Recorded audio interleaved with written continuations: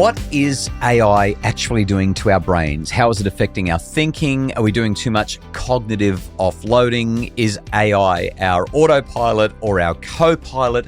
These are the questions we're going to answer today in our Happy Families podcast. It's a Doctor's Desk episode where we have a look at two brand new studies that are raising flags of warning about how we're using AI, what it's doing to us, to our kids, to our ability to think. Some of this stuff might sound like it comes from the University of Duh.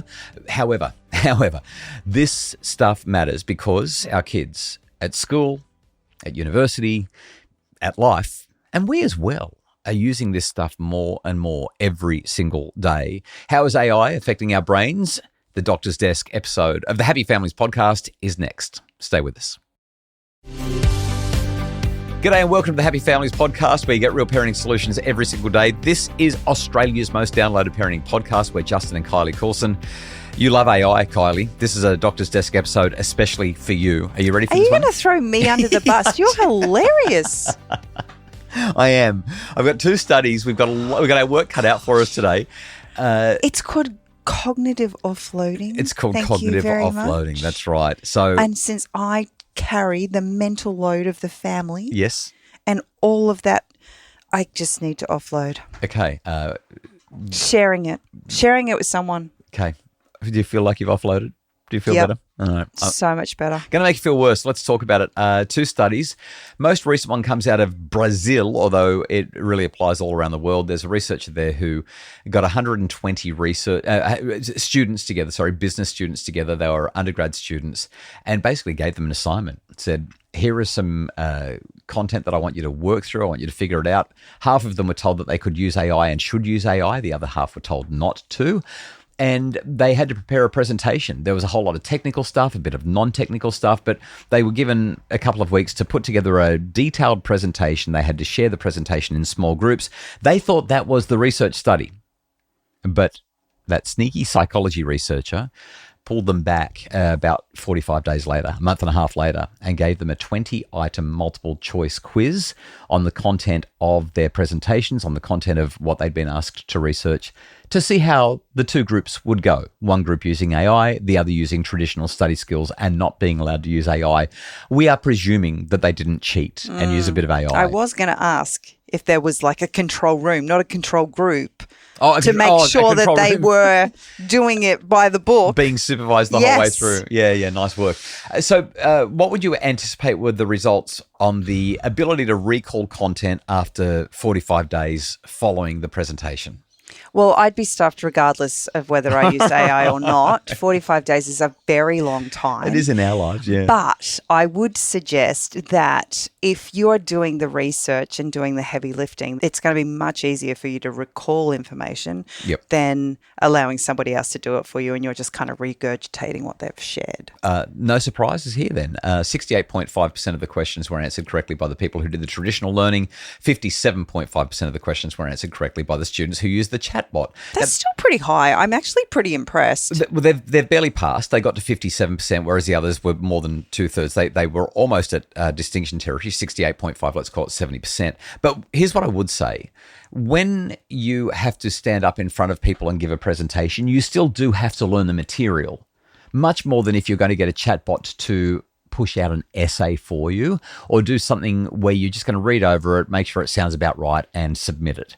So I think that there are some limitations in this particular project whereby these students still have to have a reasonable level of investment in the project that they're doing because they do have to stand up and present. They do have to know. As opposed to writing an essay, is that what you mean? Precisely. Because we talked about this in the pod a little while ago. The Australian journalists from The Australian did a big expose on how much cheating is going on in universities and high schools today. Kids are basically saying, we just get AI to write it. We don't even try to pretend that AI didn't. And they're getting high distinctions, but what's their degree going to be worth in reality?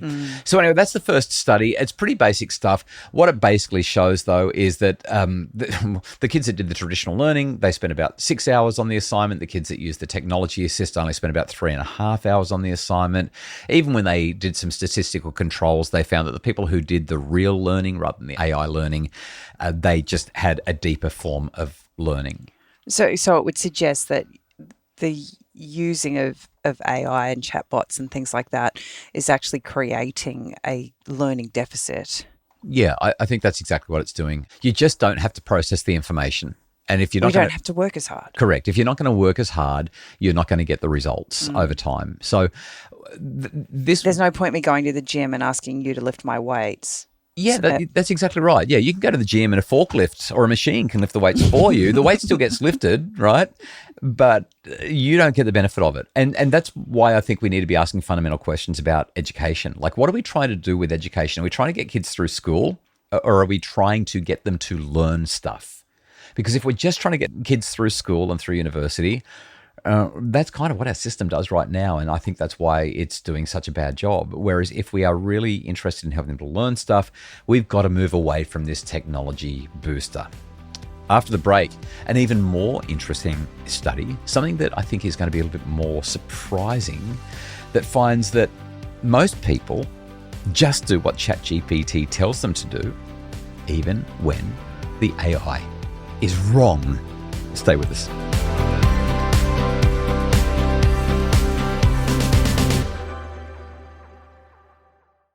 We're back. It's a Doctor's Desk episode of the Happy Families podcast. Thanks so much for joining us. Kylie, let's crack straight into this one. First thing to highlight, ChatGPT, Gemini, Claude, Grok, they still make regular mistakes. They hallucinate. They give you incorrect information. They hallucinate. Yeah, that's a technical term for it. When an AI gives you incorrect information, it's called a hallucination. You didn't know that one? I did not know that one. That's so funny. So the BBC in the UK did a study last October. They found that even the most advanced AI chatbots, and I know that October last year, that's 6 months ago, that's a long time in the AI world right now. But in October last year, wrong answers 45% of the time. That is not trivial. This is almost half the time. That's really concerning. So why are we even using it? That's why I couldn't and wouldn't use it when I wrote my book, because it was so untrustworthy. I tried to lean on it a couple of times to help me with a couple of things that I was struggling with, and I found it made up references. It gave me false reports. It wrongly analyzed data. Like, after I'd used AI for about 2 weeks, as I was trying to form some ideas with the book and develop some stuff, I was like, I actually can't do this. The book will be wrong and it will be worse for the use of AI. So I had to write the book myself. It was wonderful. I mean, I learned so much, right? But I was really hoping that I could just get through a little bit easier, and I couldn't. I had to do it the right way. Anyway, so AI makes a lot of mistakes, but a lot of people don't understand that reality. So a brand new paper from the University of Pennsylvania, Stephen Shaw is the researcher there, and a marketing professor by the name of Gideon Nave. They did a series of experiments and they found the following. Users tended to take the output of ChatGPT at face value, even when it gave them an incorrect answer. So I just got a query on this, though. Yeah. Like, did they know it was a wrong answer? No, they didn't. And so then that's the problem. I feel like you can't judge somebody for following something that's being recommended to them if they don't know it's wrong. No. I'm not blaming the people. Well, I am kind of, because this is what happens when you rely on AI. But no, I mean. But the AI is wrong. Yeah, but you just look at life in general. How many times? I mean, we were just at this health retreat, and within their own spheres, we had kind of experts in their own fields contradicting each other ceaselessly. Endlessly. Right. So who do I follow? Who's right and who's wrong? So AI is no different to life in general. In the most striking experiment involving 359 participants followed AI's correct advice 93% of the time. So they've got the advice. They're like, yep, okay, I'll do it 93% of the time. But even when AI gave them the wrong answer, to your point, they followed that wrong advice 80% of the time. It was 79.8. I'm rounding up by 0.2. 80% of the time. What did our forefathers do when they needed to make a decision? They just figured it out. Yeah. Right? And then if they made a decision and it didn't work out, they were like, well, I'm not going to do that again. Well, it's usually a life or death situation, wasn't it? Sometimes, yeah. But I feel like with all of the progression we've made in technology, we've actually stopped listening to ourselves and really using our own brains. Here are the key words. The researchers in this study at the University of Pennsylvania used the term cognitive surrender. Cognitive surrender. And that's exactly what you're saying. It's like, somebody can do it for me. I don't have to think about it. I don't have to use my brain. I'm literally going to surrender my cognitive capacity to the machine. I'm just going to trust the machine. But we do that when we hire an accountant. Oh my goodness, it's a we fatal surrender flaw. to them. Yeah, we do outsource a lot of stuff because we can't do everything. Like, we can't all be a business manager and an accountant and a salesperson and a shoemaker and we can't make our clothes and make our food and grow our crops and do all of that. We have to outsource. But we're doing it now on a scale that we've never done it before.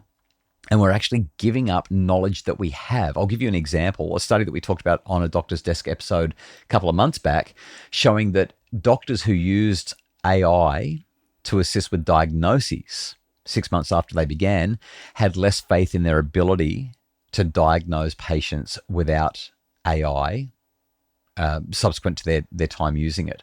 In other words... Well, because every time they give a diagnosis, they recognize it's not their diagnosis. But they start second-guessing themselves. That's exactly right, though. But there's no faith in that diagnosis. They were getting it right before as much as they got it right with the AI, sometimes more, because the AI makes so many mistakes. So interesting. Oh, my goodness. So the take-home message here, everybody thinks... Don't believe everything you read. That's the take-home message. Yeah. Everyone thinks that AI is getting better and better and better, and we can surrender our thinking to AI. But humans are becoming inappropriately reliant on AI, and it is not actually always helping us. It's often cognitive surrender. Yeah. It sounds nice. We're losing, as a species, something critical to our existence, and that's the ability to think things through for ourselves and make our own decisions and have our own learning. The question is, what are you going for, the outcome or the growth? If you're going for the growth, do it the hard way. If you're going for the outcome, well, doesn't matter. Yeah. That's our Doctor's Desk for today. Thanks so much for listening. We hope that it gave you some food for thought, and we can't wait to be with you again tomorrow for another episode of the Happy Families podcast, which is produced by Justin Rulon from Bridge Media. Additional support from Mim Hammonds. For more info about making your family happier, visit happyfamilies.com.au.